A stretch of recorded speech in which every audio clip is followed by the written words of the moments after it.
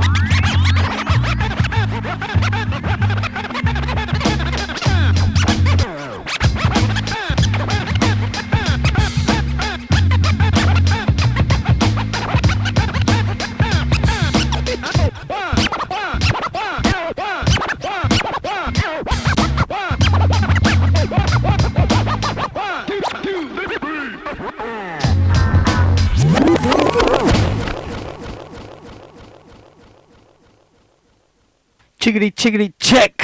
Microphone check 1 2. Microphone check 1 2. What's happening, people? Wonderful world of the internet.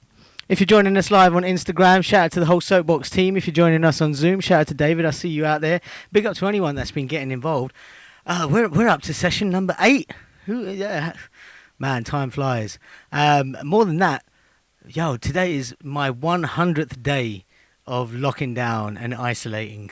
Trying to duck this COVID-19 that's got the world on lockdown, you know what I'm saying? I know there's people out there been taking some risks, been getting out there. A lot of craziness going on yesterday. I see a lot of people heading to the beach. Look, I know there's a heat wave going on. It's a glorious day outside. The sun is shining. In fact, I need to put the fan on because it's so hot in here. But look, the whole reason we started doing this is, as I said, shout out to Soapbox. If you don't know about Soapbox, Soapbox is one of the finest youth facilities I've ever had the opportunity to work for. Soapbox is an incredible... Calling it a youth centre doesn't do it justice because it's so much more than that. We call it an innovation centre. Now, our building is based right there in Old Street in the heart of London, in creative East London. You know what I'm saying? So much going on in Shoreditch. You've got galleries and restaurants and bars and clubs and music and poetry. And, it's the perfect place to have a spot to kind of nurture music, artistic skills, but then also, Shoreditch is like Tech City, they call it, right? In that, outside of I think like Hong Kong and Silicon Valley in America, a couple of square miles round Old Street Tube Station has one of the highest concentration of tech companies on the planet. So as well as offering like music stuff, we go in on the tech, you know what I'm saying? Shout out to Dragon Hall, that's their speciality. So if you're interested in coding, games design, virtual reality, all of that tech side of stuff, look, I love me some VR, 3D printing. We got all of that going on. Now, you don't need me to tell you, COVID-19 has got the world in a madness. We've had to lock down everything. They are talking about easing restrictions, but we're not going to rush into anything. Of course, we don't want to put you guys at risk. We don't want to put any of the staff at risk. It's an enclosed environment. You're indoors in close vicinity to a lot of people. So, and then, just all the surfaces, all the keyboards, everything's being touched. And look, we want to make sure everyone's safe before we open up the doors again, right? So before we can do that, we didn't want to stop what we're doing. The whole idea is that we've kind of shifted all of the workshops and seminars and courses that we would normally run at the building online. And with that said, over the last couple of months, we've been working real hard to bring you the latest iteration of Soapbox, and that is Soapbox Online. So, I've been involved in that, delivering weekly DJ seminars. The idea is to just pass on some of my skills, some of my knowledge to any of you aspiring DJs out there. But it doesn't stop there. We've got a whole host of courses and workshops going on. You can find a full schedule on our Instagram. If you're already on the Instagram, it's big up to you. If not, follow us. It's at Soapbox Islington, and that's all spelt traditionally. There's no spaces or numbers in there, at Soapbox Islington. But I also want to send a massive shout out to all of the youth organisations out there putting in work, trying to keep not only the spirit of the teaching and passing on knowledge alive, but also, we're trying to do our best to keep our staff in employment, and this has proven to be the best way to do that. So, as I said, you can find me here every Thursday, 4 till 5 p.m., just talking about DJing, my experiences as a DJ, and just trying to pass on as much knowledge and skills as I can through the medium of the internet. Now I'm fully aware that a lot of people may not have equipment at home, so if that is the case, there's still things that you will be able to learn and pick up and utilize from these sessions, or at least I hope that's the plan. But if you do have some equipment, if you want to give me a shout, drop me a message. Either, I tell you what, let me wind that back. So we're live on Instagram. You can kind of see what's going on here. I've got the deck set up, but if you want a more in-depth experience, direct message us and we will send you a link to get you onto Zoom. If you want to jump on Zoom, then you get a much better view of the decks. Also, I'm screen sharing my laptop, which has got my Serato open. So anytime I'm doing any technical stuff over here on the laptop, or you want a better view of what's going on, you'll get that through Zoom. Now, if you don't want to do that, or if for whatever reason you may have missed a session, or you just want to watch it again, recap, well, I've been putting them all online. So if the video saves, we put them on IG Live, but we've just launched a brand new YouTube channel. And the idea with the channel is that I want to collect up all of the content that we've been creating, all this learning material from the various different disciplines, and put it all on our new YouTube page, so it will act as a resource, so that if people want to, like I say, if you want to go back, listen to it again, watch it again, just if I was going too quick and you missed that and you want to check it out, hit up our new YouTube page. Now, before I get into it, I got to do I don't like to beg, but I will just ask politely. It would do us a great favor if you would help us out with the new YouTube page. Anyone who's ever had to manage a YouTube page will be fully aware of what's involved in keeping it active and just relevant.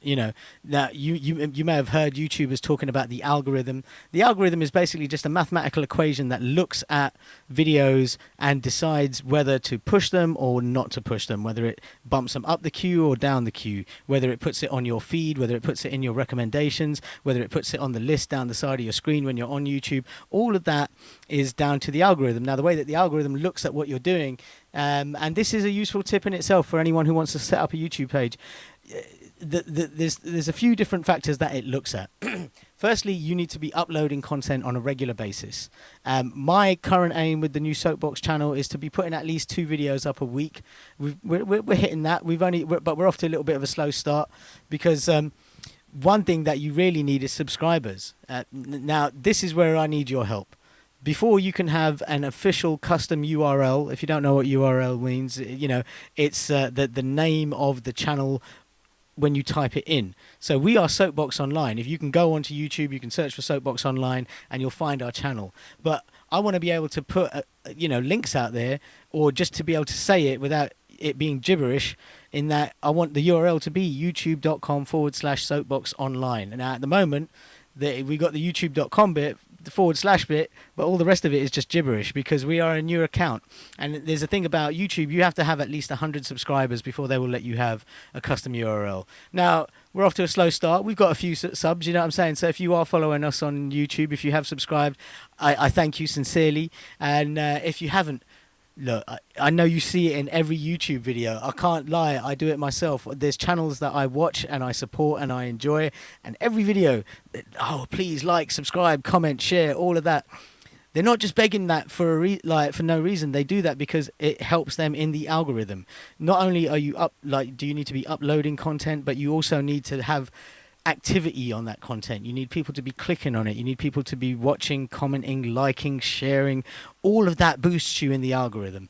Now, we're not doing this for any monetary gain, right? I'm not trying to get my subs up or get views up because I'm getting paid for it. That's not the situation. What I want is the channel to be successful and to be a valuable resource for any of you guys out there. So also, if you want to help, if you want to get involved, there's plenty of opportunity to do that. Get in touch with Soapbox. Check out our online schedule. We've got a lot going on. Like I say, multiple workshops. I'm going to be working my hardest to try and get as many videos online and edit it up to a decent standard. We're not just throwing them up there. And yeah, man, we could really use your support. So once again, if you could just jump on YouTube, search for Soapbox Online, you'll know which one is us straight away. I think there's the automatic video that plays if you're on a desktop is just our intro to Soapbox. There's some of my DJ seminars are on there already. Shout out to Lucas Lane. His iFixit videos have proven very popular. So if you're into, I used to get into trouble for this a lot when I was younger. I was always taking things apart and wanting to know how they work. My man Lucas has taken that to another level because we live in a time in society where people don't fix things anymore. Something breaks, they throw it away. Let's get a new one. Let's get an upgrade. Let's just whatever, And when I was growing up, that wasn't the case. You used to fix things, And I think it's a valuable bit of knowledge to, or a good resource to be able to learn. If you crack your iPhone screen, you don't have to pay you don't have to send it off to Apple or pay someone silly money to do it. You can go online, buy yourself a replacement screen, and you can do it yourself. So, there's things like that. How to fix your iPhone screen, how to service your PlayStation, how to service a laptop. Anything electrical that Lucas can take apart, he has been doing it. So shout out to Lucas Lane each and every time. And once again, big up to the whole Soapbox team. Big up to Nick, James. Big up to Alex holding it down with the live event every Wednesday. We had Jamal Edwards on yesterday, SBTV in the house, you know what I'm saying? So, yeah, man, we're putting in work. We're trying to make it happen. We're trying to get through the lockdown as best we can. And, as with everything, the best way to get through anything is together. And, we're trying to have this online community popping off. And look, if you want to get involved in the live events, hit us up again in Soapbox Instagram. Hit us up on the DMs. If you want a link for Zoom, again, DM. And I mentioned just briefly the UAF, Young Urban Arts Foundation. They also have an incredible schedule of online courses going on. I've been doing a lot of work with those guys as well. And that's just the tip of the iceberg. There's plenty of companies and organizations out there doing exactly that. So even though we might be locked down, we might be isolated, we are not alone. And there are things that we can be doing to enrich one another's lives. You know what I'm saying? Things like this, sharing, passing on knowledge. So that's all the housekeeping out of the way. You know what I'm saying? One last time, Soapbox Online, YouTube, please, if you could, subscribe. And if you could see your way to maybe checking out a couple of videos, throwing in some likes, comments, whatever. Even if you throw us a don't like, it all counts. It counts as interaction. I'd rather you didn't. You know, I'd rather you, you know, show love, man. You know what I'm saying? We ain't haters up in here. But anyway, I'm the man with the super S on my chest. This is the Fortress of Solitude. You know, I've been a big fan of Superman since I was a kid because my real name is Sat. I call myself Shorty, and you know, hence the S. You know, now what I want to get into today, for the last few weeks, I've been kind of easing you in with the softly basics of DJing, but now I feel like we've reached a point where we can start stepping up what we're talking about and what we're doing, and really, you know, start exploring the more complicated and more intricate aspects of DJing. So I've got some tips, some tricks. Maybe we'll start off with some scratching because that's how I open the show. But I want to talk about DJing off of vinyl because that's how I started, you know, and the way that you interact with vinyl, ways to take care of vinyl, tips and tricks for taking care of your records, and how to best use them in the mix, you know, different types of vinyl. We'll get to that. So what's the time? How are we doing? Oh, we got plenty of time. All right, it's 45 minutes left to go.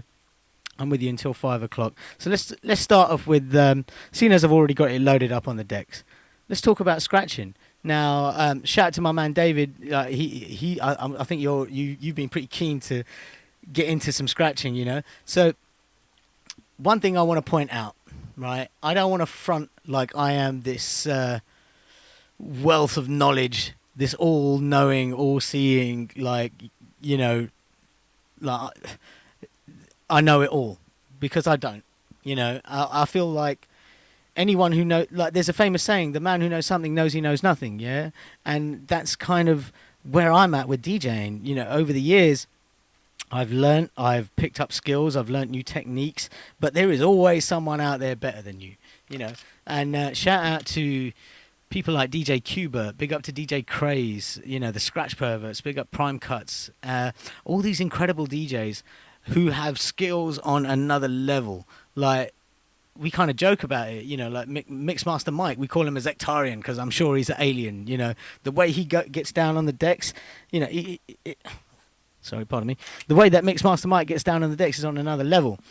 And the reason I say this is because before I can even start teaching you how to scratch, yeah, I've got to hold my hands up in terms of the basics of scratching are combinations of moving the record, the platter, whatever, the CDJ backwards and forwards, combined with some sort of fader movement. It doesn't. Sometimes you don't use the fader, right?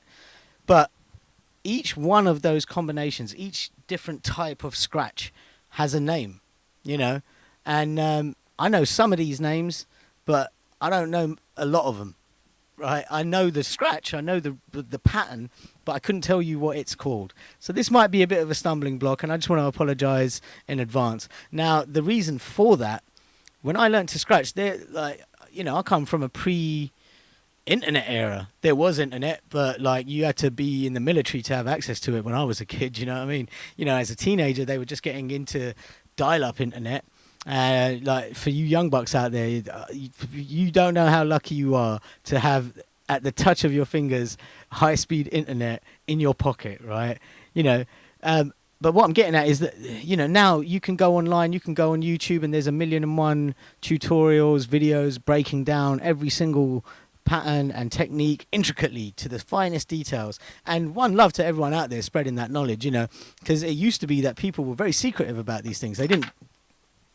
Oh, all right, it's all right. They didn't want you knowing how they did what they did, because that's what kept them, like, you know, it was a way of holding others down while people were up.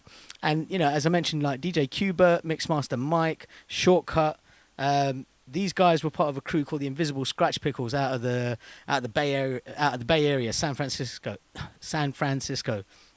And their whole philosophy is that we want to show you everything we know so that you can go away, develop it, get better at it, and improve the scene and show us something new, you know. And I love that attitude, you know what I mean? Because that's how it should be. You know, there's that whole hip-hop mentality of each one teach one. If you want to keep a culture alive, well, you can't keep it to yourself. You've got to spread that knowledge base. So I'm going to try and teach you some scratch moves. I might have the name wrong. I might not have the official name. I might not know the name at all, right? But I've got some skills. You saw it. You saw how the video started up. So first thing I'm going to have to do is I'm going to just stick my mic in this mic stand here because I want to be able to use both hands, one on the deck, one on the mixer.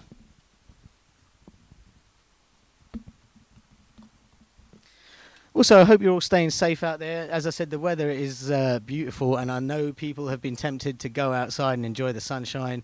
Look, COVID is still out there, right?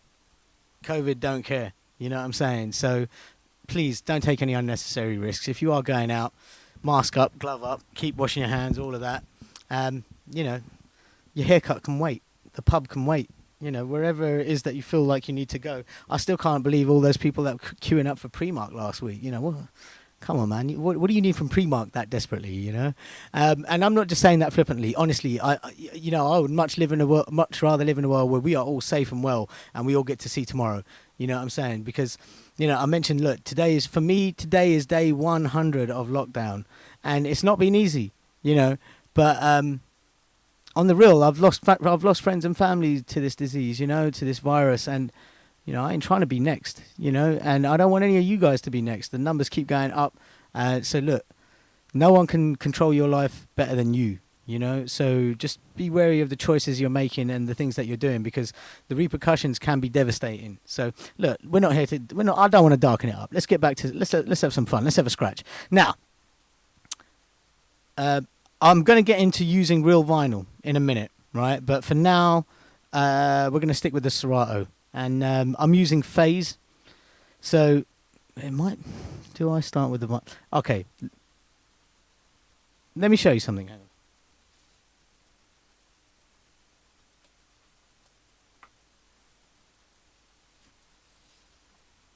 All right, there's a bit of vinyl, right?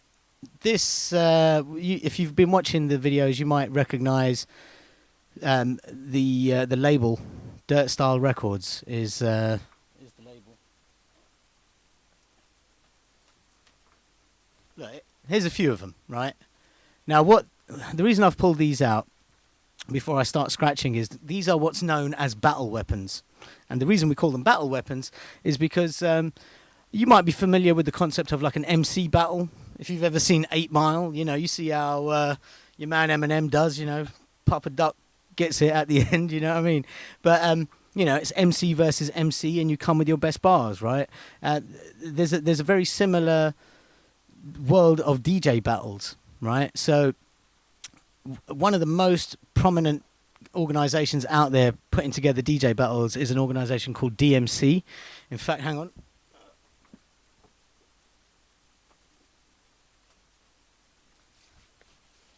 Just grabbed a couple of bits of wax off the table. That's DMC, right? They started off as DMC stands for what was it? Is it Disco Mix Club? Something like that. Right. Look, DMC when they started were basically a record pool for DJs. What I mean by that is if you could prove that you're a working DJ working in clubs, bars, radio, whatever, you could sign up to DMC's list, and each month they would send you a DMC exclusive remix, right? These were remixes that you couldn't buy in the shop. They were commissioned by DMC to be done by some of the world's best DJs. They would, you know, exclusive material. So as a DJ, you would get these hot tracks from DMC. But then they started holding competitions each year. And the idea was just to, you know, a little friendly battle. It wasn't even a battle yet. It was just a DJ competition between their members. And when it first started, there was no scratching in it. It was, for the most part, just mixing. And, you know, you got a few minutes to do your routine, 6 minutes. And then there's a guy called DJ Cheese. And like, shout out to DJ Cheese, man, because he was the one who kind of flipped it up. He was the one who came in and started scratching and dropping cuts and beat juggling and, you know, just taking it on that next level hip-hop-ish. And then after that, the floodgates opened. Everyone started getting, now, you know, that's when all the body tricks started coming into play. Who was my man? There was it Cash Money? No, it wasn't Cash Money. I think it might have been Chad Jackson, UK's own Chad Jackson. You know, I'm always bigging up these turntables, how good they are. In one of them, I'm pretty sure he does a single-handed handstand on it and spins on top of the deck, you know what I mean? And the DJs were doing all sorts of stuff. So it got a little bit gimmicky. People were talking about like body tricks and things like that. I've never really been one to, like spinning around. What that doesn't, do a little scratch, spin around, catch it, do a little.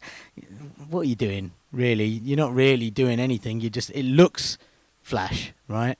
But my point being is that as it started going that way, DMC as an organisation embraced that things were changing and it was becoming more of like a hip hop battle, and they changed the way they scored it. They changed the way they judged it. Over the years, it turned from a solo battle to a team, different types of rounds. So you could enter as an individual or you could enter as a group, which is any more than one. So it might just be 2 of you, it might be 4 or 5 of you with multiple turntables. But they had the solo battle, then they had the team battle.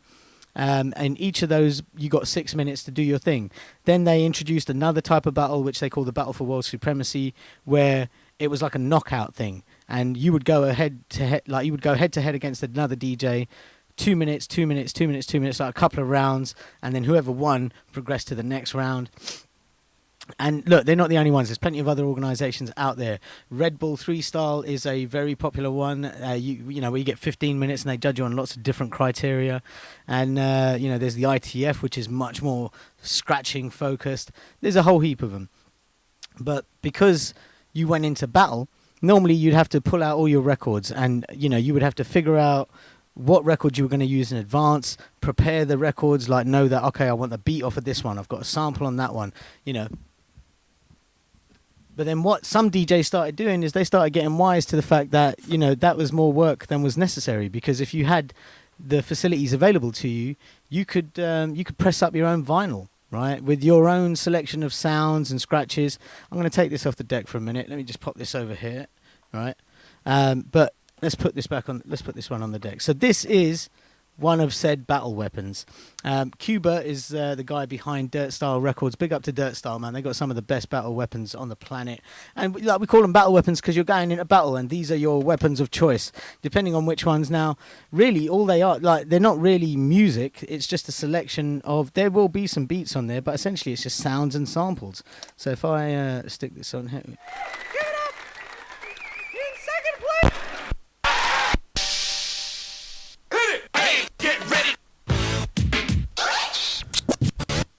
You see what I'm saying? Just like sample after sample after sample.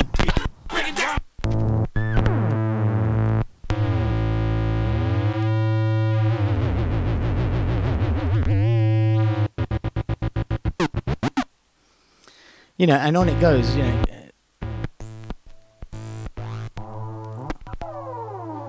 Bit like they call that tone play because you're playing with the tone.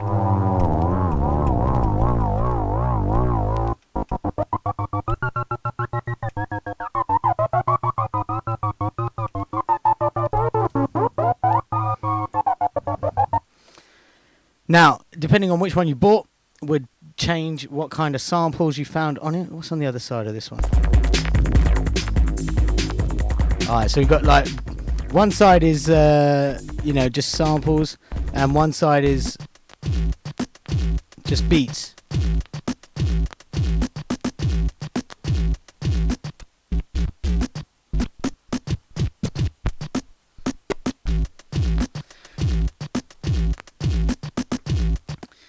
So anyway, look, the problem with this is the more you use it, when I was growing up, you was always told, don't touch the records, don't put your fingerprints on the records, don't go near the vinyl with your dirty, greasy fingers, because the problem is every time you touch it, the natural oils and greases from your fingers leaves a residue on the vinyl, and it will gradually deteriorate the vinyl. But not only that, we've spoken about this before, but just to recap, the way vinyl works, you've got a needle like on the tip of the head shell here, a really fine diamond tip stylus, but if you used to zoom in, there's a tiny diamond just hanging down off the end of that tip, and each, like the grooves on the vinyl, if you was to zoom in with a microscope, it's like a valley, right? And the needle sits inside that valley and it just bounces back and forth, creating the sounds.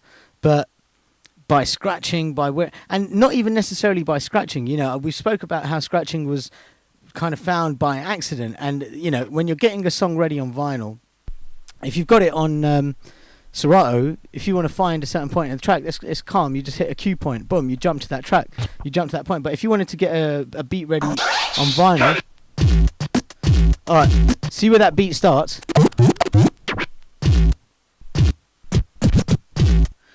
If I wanted to have that track ready to start, chances are I'm kind of holding it there, right, and rubbing it backwards and forward just to make sure I've got that opening beat. And then once I'm ready to drop it, 3, 2, 1, drop it. What ends up happening over time, that first kick, just because I keep rubbing it backwards and forwards, it's going to deteriorate in sound quality, because this is just plastic and you've got a diamond tip scratching against it, rubbing it away, rubbing it away, rubbing it away. And the more you do that, the more the vinyl deteriorates, right? And as a result of that, many times I had to buy more than one copy of one of these battle weapons, just because you batter them. They lose sound quality. There's I forget the technical term for it, but like they call it vinyl burn, right? Because you've burnt away the surface of the vinyl, and that means that the sound gets degraded. Now, one of the beautiful things about using Serato, first things first, I used to buy double copies of so many records because you wanted two so that you could bounce. We call that beat juggling, right? That means if you want, it's a £20 record, you're buying it twice, that's 40 quid, right? But because Serato is digital, you just buy everything once, right? And then you just load it up onto both decks. Godsend.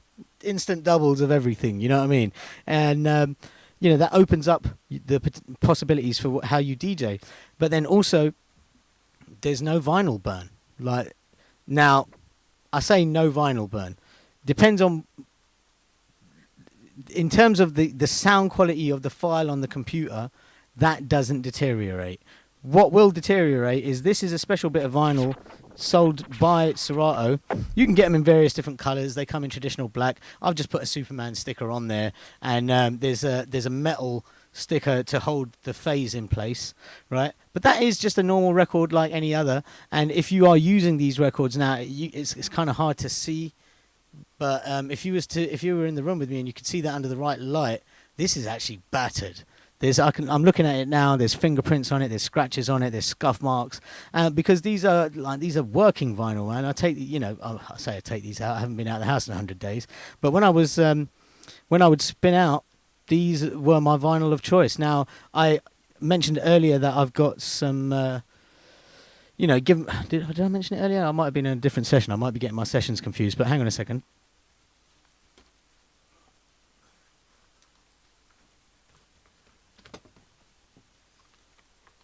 If you are a vinyl collector, I strongly recommend you invest in some of this, right? Can you read that? Yeah? Disco anti-stat mixture, right?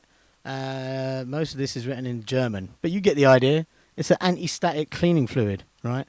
And not only do I use this on my Serato vinyl, I use it on all my vinyl. I've got a big collection you can see around me. If I want to be sampling, what is the name of that? Someone's asking. It's just called Disco Anti-Stat Mixture, right? And this will help you take care of your records. It's really good for cleaning out. In fact, let me show you. Now, where I've been using this a lot, right, is I kind of inherited. Well, I kind of blagged it, to be honest. I took my dad's old vinyl collection, and some of my granddad's old vinyl was in there. And it's a lot of old Bollywood stuff from like the 60s, 50s, 60s, 70s, which means there's a lot of factors at play which has led to the vinyl deteriorating. For one, they weren't really taken care of. A lot of this vinyl was sort of chucked around, passed back and forth, and they get scratched. Some of them lost their covers. There's a lot of dust in them. So there's a few things that you should be doing as a DJ, as a vinyl collector. One, always put them back in their sleeves. Now, what I mean by that, now I'm terrible for this, right? But each bit of vinyl will have, or should have, at least two sleeves, right? You've got the outer sleeve, which is just the main material, but then there's the inner sleeve, which has an opening in it. But the idea, it's very tempting, and I do this a lot, right? Is that I will put that back in like that, yeah, where the opening is on the open side, right? So that I can quickly just pull the vinyl out when I'm playing. What you really should be doing when you put them back in, put them in like that, right? So straight away, even though, look, dust can still get in there, dirt can still get in there, but you're limiting the access point, right? You know, you've locked it off essentially. And, you know, you can go further. You can get like plastic sleeves and really go into wrapping them. And some of my more rare and special edition vinyl, I do that with all the time. But let's clean a bit of vinyl. We'll use this one. Now, look, to be honest, this one is in pretty good shape, right? But yeah, look, actually, yeah, look, let me grab some. Yeah, I was saying about my dad's and my granddad's vinyl. We'll use one of them instead because they're kind of battered.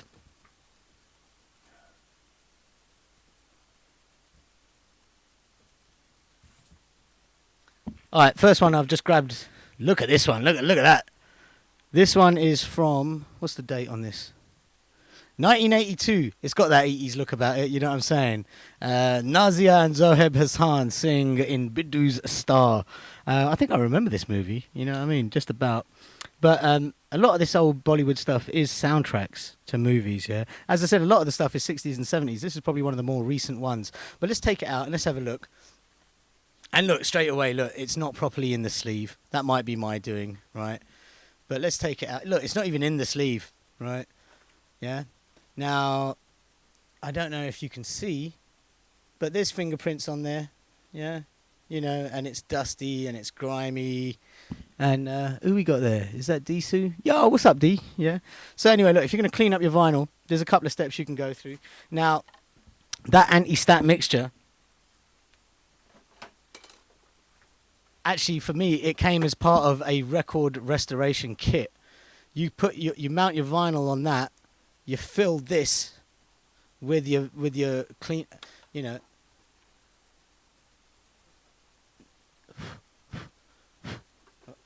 It's got brushes on the inside. You put your vinyl on there, you stick it on there, and then you spin it around, and the brushes inside clean your vinyl, right? But then you also treat it with the anti-stat. So, you know what? I've never even used this. I've always just used the anti-stat on it. Oh, look at this. Oh, look, they screw together. Oh, there's something inside. What's inside? This is why you should check the stuff that you buy, people. There you go. Look, there's a... It's all in German. I can't read it. If you speak German, I'm guessing it's something along the lines of a 12-inch single platter adapter, right? So look, I'm guessing that goes on here. Through that. That goes on here. Screw that back together. So this will help us remove the dust. Now, let me bring this close to the camera so you can see. Can you see in there? I mean, it's kind of hard because the lighting. But there's a slot that the vinyl will pass through. Yeah, you can't really see that. Oh, there you go. You can see it if you're on the zoom. Yeah. Yeah, can you see that? So let's try it. Hang on. Just going to pop this on top of my mixer so I don't break my faders by leaning on them. Oh, another good tip, people. Take care of your equipment. Get covers for everything. So look, that will go in there. Ooh, I can, yeah, I can feel that grabbing it already. And then you just rotate it. And, you know, you want to do this a few times. And if you don't have one of these fancy cleaners, invest in one of them. A carbon fiber cleaning brush for your vinyl, right? And each one of those brushes, each one of these hairs is made out of carbon fiber, and they get into the grooves. So as you're spinning the record, you know, it really gets in there and it collects the dust. And you want to be doing this on a regular basis. But anyway, look, you stick that in there, give it a few rotations to lift all the dust out of it, and we're going to take that out. And I can see that it's already removed quite a bit of dust. It's hard to tell from there, but this thing is still covered in mad fingerprints. And again, this goes back to just it not being taken care of properly, you know. So let's. Oh, do you want to hear it? Actually, do you want to see what this sounds like? I don't think I've ever played this record. I've got to say, shout out to my pops and my granddad, man. I'm so grateful to have got their vinyl collection from the years, because as a hip hop DJ, we like sampling and that, you know. And it's just a wealth of samples. But look, I'm going to play this just to give you a little taster of it, but you're going to hear that it's really crackly and in desperate need of some restoration. So let's see how it sounds. Switch my mixer over to vinyl instead of Serato. Shout out to all my Asians out there, all the South Indians, wherever you're from, all my Bollywood crew. Oh yeah. Go on with the 80s vibe disco Asian tip, you know what I'm saying? I don't want to play too much of it because we'll get a copyright claim against me, you know what I mean? Hang on. But if I play it from the beginning before the track starts, like you can hear all of that. You can hear all of that static, innit? Right? That classic vinyl sound, right?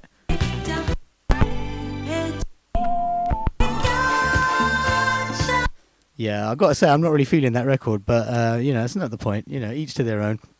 Let me move this phase out of the way. But look, when you want to clean it, it's real simple, man.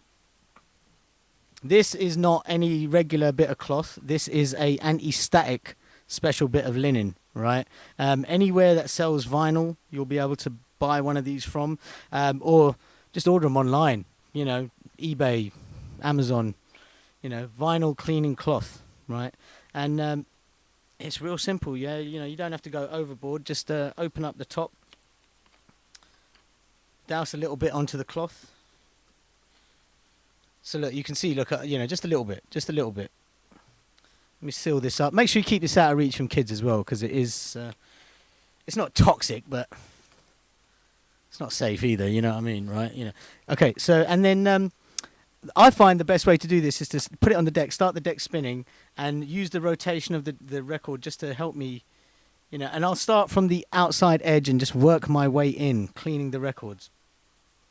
Then if there's a particularly dirty spot, just, you don't want to be going like this, like out, in, or into, from the outside edge in, or from the inside edge out, because you're going over the grooves, and what that can do is that can wear away the vinyl. So you want to kind of be going in, like parallel, like moving with the grooves, like following the circular pattern of the grooves on the vinyl, following the circular nature of the record.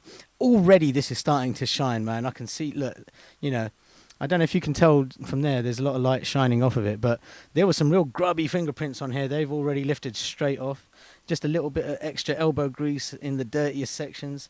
And you know, you might want to do this a couple of times, and I strongly recommend, once you've done this, let the record sit for, you know, maybe 24 hours, just to let all of the liquid evaporate out of the groove. I mean, you don't have to. You can play it straight away. Nothing's going to happen. It's not going to damage your needle. But it might sound a little bit rough just when you first play it back, just because there's still residue from the cleaning in there. Now, as I said, this is anti-static record cleaner, right? So what this does is it eliminates any static charge that might have built up on your vinyl. That happens a lot when you're from just sliding it in and out, that friction. And look, already looking good. You know what I'm saying? Yeah? Yeah, you saw the fingerprints on there. They've all gone. There's still a few minor scuffs. And again, that's just more about spending time and just getting in there, you know. Look, if you look at the other side, you compare the other side, you can see how rough that still looks, you know, compared to this one. Now, to be fair, this wasn't the worst one I've ever seen. I've seen some in a lot worse condition than this. And even just from holding it now, I'm putting fingerprints on it. So this is the constant battle that you face when you're actually using vinyl to DJ with, or especially with turntablism, because you're touching the vinyl so much. But, you know, you are actually damaging your records. Now, if you've got a really rare record or a rare bit of vinyl, you don't want to be doing that. You know, you want it to last. And this is where Serato has been a godsend, because it has meant that I don't have to risk all my, you know, precious vinyl, all the rare special limited editions or whatnot, you know. But if you are using vinyl, I strongly recommend that you take the time to take care of it, because once it's gone, it's gone. You know, like a lot of records, they only make so many copies of them. Discogs is really helpful in helping you find, you know, long lost bits of old vinyl, and it will also help you value your collection. Actually, Discogs is an amazing community of vinyl collectors. Let me just put this record away. If you don't know about Discogs, it's basically an online library of every track that's ever been released on any format. And I'm not just talking about, they will tell you the name and the artist and the year, but they will go into real look, did you notice that? Look, do you see that? Look, I'm a good lad. It went in the sleeve and the open end up, back in there. But yo, look, it'll go, if you go into Discogs and you type in the name of a track, right? It will not only tell you the year it came out, the artist that made it, but it will give you a breakdown of all the different releases, right? So, you know, based on the barcode, the release information, it'll tell you, oh, that's the special edition Japanese import, or that's just the cheap same one that everyone got from Woolworths or whatever. But it's very specific, yeah. And if you've got the time and the patience, you can log your collection on there. Now, a reason a lot of people do that is because it's a great place for trading vinyl, for selling and buying old vinyl. And, you know, if you want to know how much your vinyl is worth, if you log your collection, during the logging process, it asks you certain questions about the quality of, like, the condition of it, not just the vinyl, but all of it. You know, if anyone who's ever collected anything, like say comic books, for example, or trading cards or whatever, if they're slightly scuffed, if there's a corner bent or whatever, that devalues it. And the same applies with vinyl. So it'll ask you what cover is the, you know, what condition is the cover in? Is it mint? Is it near mint? Slightly scuffed, heavily scuffed, really battered, completely missing? And then the same applies for the vinyl. Now, based on all of that information, Discogs will work out 3 numbers for you, right? What it will do, it will give you a best case scenario, like their highest potential value, a worst case scenario, and the what is the likely value. They base their likely value on trade history. If you've got a record that they have sold multiple copies of in the past, they can give you a good idea of how much it's worth based on that past history of that record, how it was sold, who it was sold to, not who it was sold to, how much it was sold for. So that will help you get a rough idea of the value of your vinyl.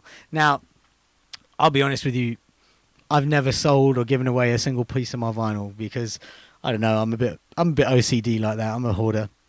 I know there are a lot of people, once their collections get out of control, they might have multiple copies of the same record. They will sell them, and fair enough, you know. Like DJ Shadow is one of my all-time favourite DJs, and he's one of those dudes who's got like 100,000 bits of vinyl, whereas I'm barely getting into a couple of thousand up here, you know. Now, if you've got that much vinyl, you can probably get rid of a few, you know. But Discogs is a really good resource for, like I say, for both sides of it. If there's a record that you've been looking for a long time and you can't find it, you know, we call it digging in the crates. There is a whole culture of DJs who go out looking for, not necessarily specific tracks, but you go out looking for tracks that you don't have, and you're hitting up record stores, going in the basements, looking in bargain bins, charity shops, dig, trying to find that record. And if you find it, you know you ain't got it when you see it, so you're all over it. I want that record. But Discogs has made that whole process a lot easier and a lot less dusty. Yeah, like long before COVID, yeah, diggers were wearing masks. Yeah, because trust me, when you're sitting there flicking through that vinyl, it kicks up a lot of dust. But if you're missing a gap in your collection, there's a bit of vinyl that you're looking for, Discogs is great for tracking them down. And also on the flip side, if you want to sell something, then yeah, sell it on Discogs, you know what I'm saying? So anyway, look, where are we? Oh, damn, wow, time is flying. We've got just over 10 minutes. We've got about 12 minutes left to go. So going back to, like I say, with the battle weapons, if I've got it digitally on Serato, I don't have to look for any cue points or no. Look, on vinyl, like I say, we had to, you know, you saw how I was doing it. I was putting the needle on it, looking for a particular sample. Whereas with the Serato, I can just fire it up and just, I've already predetermined those cue points, so it's a lot easier to jump to the sounds that you want to use with Serato or whatever digital media you're using. Now, when it comes to your vinyl, if I bring this one back out again, I'll just show you a couple of things. Now, you might notice that there is a sticker here, right? Let me show you a different record, actually. This belonged to a friend of mine who decided he didn't want to be a DJ anymore. Look at that. Like, look at that chaos on there, yeah? How many has he got? He's got 1, 2, 3, 4, 5... He's got 7 different stickers on there, right? And that's a nightmare. You don't want that many, right? Because the whole point of having a sticker on there in the first place is that it is a fixed visual reference point to help you evaluate how far the record has rotated, how far you have to spin it back, where it is in alignment to the needle, all of that, right? So having one marker is very helpful. Having 7 is not, right? Which is why I added this little yellow one here, and I try and ignore all the rest of them, and I just use that one. Now, what we're doing with those stickers, you might have seen me in previous ones. If you compare it to what's going on this deck with the Serato, now even if I take the phase off, you'll notice that I've orientated all the stickers to point to one direction. The peak of the bottom of the Superman S, and I've put an extra sticker on there. That's my marker. I use that in the same way that I would use that. And then I've also lined up, I did a bad job of sticking the phase on there. The phase is actually slightly off kilter, but it still works. It does what I need it to do, in that it gives me a reliable reference point. If I'm pulling records back, pushing them forward, I know where they're landing and how to use them. But also, there is another sticker that you may or may not have noticed. Now, if you look close at the middle, you see there's a sticker in there. What that's for, vinyl in itself, depending on where you buy it from, will vary in its quality and manufacturing standards, right? Now, first off the bat, like if you look at that edge on, that's a pretty decently made bit of vinyl. Like it's super flat, right? It's well balanced. It's not too heavy. It's not too light. But what can happen is, depending on where it's been manufactured, first of all, the reason there's a sticker in the middle there is that more often than not, that hole is slightly bigger than it needs to be, right? So you want it to be a snug fit on there, because if not, when it's too big, what happens is the record actually, if you're scratching with it, it's shifting from side to side, and it's kind of knocking against that pin, right? And those vibrations and that unsteadiness can cause the needle to skip, right? So sometimes you might not need to put one in there. Sometimes you might need more than one, right? Depending on how big that hole is. You might have to stick a couple in there just to tighten it up a little bit, so you get a nice snug fit on there. Now, you want it to be loose enough that so you can still spin it. You don't want it so tight on there that it's gripping it like hard.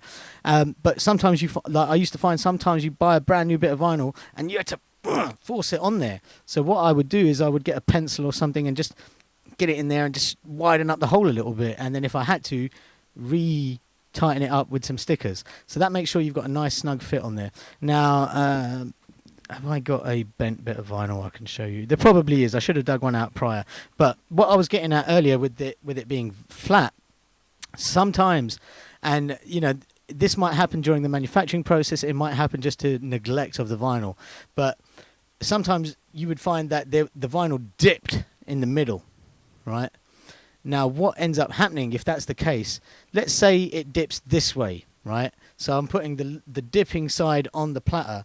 What ends up, like, that means the edges are actually lifted off the platter. So there's less surface area contacting with your slip mat, and it made them super light, right? And really hard to deal with, really hard to work with, because they're so light. The needle was bouncing about all over the place, and, you know, the records were just difficult to work with. Conversely, when you flipped them, because they had virtually no contact in the middle and lots around the edge, it could make them feel super heavy on the other side, which also made them hard to work with. So some of my vinyl, I had to compensate for that. Now, there's things that you can do, right? If you're feeling ambitious and confident in your skills, you can warm them up and melt them back into shape, yeah? That's a risky road, yeah? If you are going to do that, very slowly, yeah? I don't recommend you, like, directly heat them up. Put them somewhere warm so that the plastic becomes soft, like maybe in direct sunlight. In fact, that's something that I remember having with my uncle plenty of times, is that we'd go record shopping and he would dump the records in his car and we'd go elsewhere, but then, you know, he'd left the windows locked or whatever. And in the same way that you don't leave dogs in hot cars, yeah, don't leave vinyl in hot cars, because they will melt. Yeah, like they'll literally bend over in half and just, like, you know, on some Wizard of Oz vibes.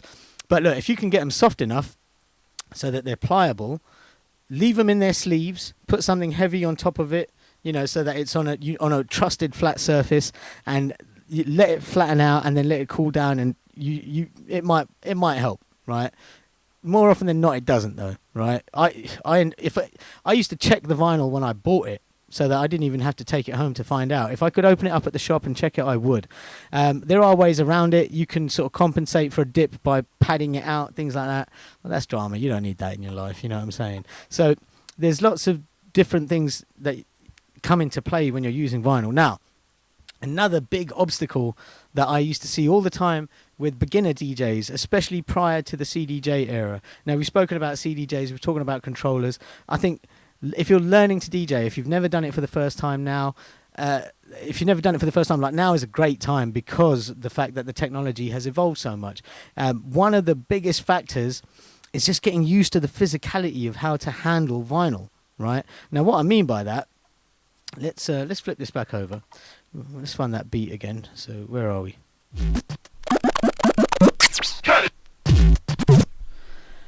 There is a certain art to how you handle vinyl, right? Now, on a CDJ, if you press play, the track just starts, right? On vinyl, depending on the state of the vinyl, what kind of condition the vinyl's in, again, if it's a really super lightweight, if it's very heavyweight, there's almost like a takeoff period. Whereas if I just let go of this record, right? If this isn't the best example to show you, but if I was to exaggerate it, it takes a minute to reach speed. So, boom, you know what I mean? It doesn't just start bang on speed. So the first thing you had to get used to when you're dealing with vinyl is I don't just let it go when I want it to play. I'm actually giving it a little push off.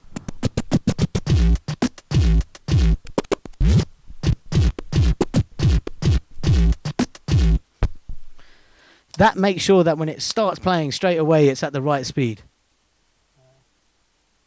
Yeah, shout out to Disu watching us on the Soapbox Instagram. Nice one, thank you. Big up to you. Big up to... Look, once again, if you've got any tips, if you've got any questions or stuff that you want to ask me direct, because I'm just looking at the clock, we are almost out of time. Hit me up. If you've got some specific bit of equipment that you want to know about, that's what I'm here for, man. Let me pass on some skills, some knowledge to you guys, you know. So anyway, look, what I was getting at, a lot of people would struggle with that aspect of it, just pushing the vinyl off and how to control it, how to handle it. And that's a big inhibiting factor if you want to learn how to DJ. And the great thing about CDJ is you just press play, boom, you're off, and it's playing at the right speed. So you can get straight into the fun bit without having to kind of worry about the more difficult part of it. But I recommend if you're serious about DJing, learn on vinyl, right? The analogy I often make is if you're learning to drive and, you can get a license that either, like if you can get a full license or you can get a license that just allows you to drive an automatic, right? Now, if you can drive the automatic, you're all good. You're getting in the car, you're getting from A to B and you're achieving your journey, right? But if you can drive a manual, like you can do both. You can do a manual and an automatic, but an automatic can't do a manual. But also when you drive a car manually, there's a connection between you and the equipment and the machinery, and you're working in sync with it, right? And it's the same thing with vinyl. When you're actually using vinyl, there is a connection between you and the equipment that you're using. You are part of it. I'm literally touching it and manipulating it to my willing, but also every bit of equipment that has come since has been based on this. Yeah, I showed you the CDJs. They mimic what vinyl does, and then the controllers mimic what CDJs do. So it all stems from the source, from this. So if you can master vinyl, you will be a Don DJ on any equipment, right? It's a little bit harder to go the other way. If you've only ever learned on CDJs or controllers, you might struggle with the way vinyl handles. So anyway, look. I've just had the clock come up on Instagram, so we've got less than 2 minutes before I have to bounce out of here. So once again, I just want to say thank you to everyone who's been logging on, checking out the videos. Please hit up the YouTube channel. Head to YouTube, search for Soapbox Online. I would really appreciate it if you subscribe. That'll help the channel out a lot. And if you've missed any of these videos, I'm uploading them there as regularly as we can, at least once a week. We've got a whole heap of other stuff on there as well, though. Once again, shout out to Lucas Lane with the iFixit. Big up Jamil with the games design. Big up Mike O with the music production. We got a lot of stuff going on. Also, shout out to Young Urban Arts Official. That's UAF Official. Big up to the whole Soapbox team. And man, I've been DJ Shorty. Before we bounce out of here, do you have another little scratch? Let me find another beat.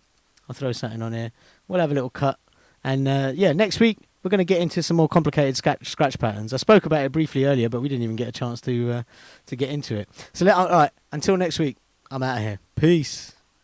Geh vorbei. 1 und 1, das war mal 2. in my